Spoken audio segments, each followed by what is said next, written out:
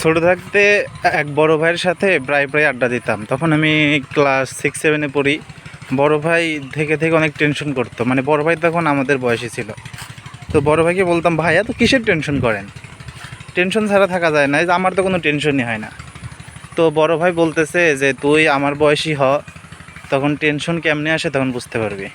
তো বড় ভাইকে আমি কইছিলাম যে বড় ভাই, আমার জীবনে যাই হোক আমি কোনোদিন টেনশন করবো না, আমার টেনশন আসবেই না। বড় ভাইকে মানে একটা চ্যালেঞ্জের মতো ছুড়ে দিছি। পরে এখন আমি বড় ভাইয়ের বয়সে আইছি, এখন বুঝতে পারি যে টেনশন কেন হয়।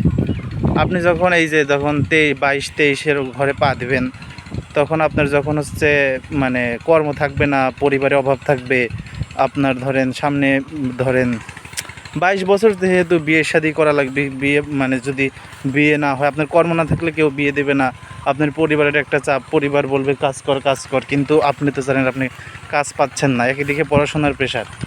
তো এখন অটোমেটিকই টেনশন চলে আসে। তো মাঝে মাঝে সেই বড় ভাইয়ের কথা মনে পড়ে যে বড় ভাইকে তো তখন খুব বড় করে বলছিলাম যে বড় ভাই আমি কোনো দিন টেনশন করবো না। এখন বুঝতে পারি টেনশন কিসের জন্য তখন বড় ভাই টেনশন করছে। জীবনটা খুব প্যারা।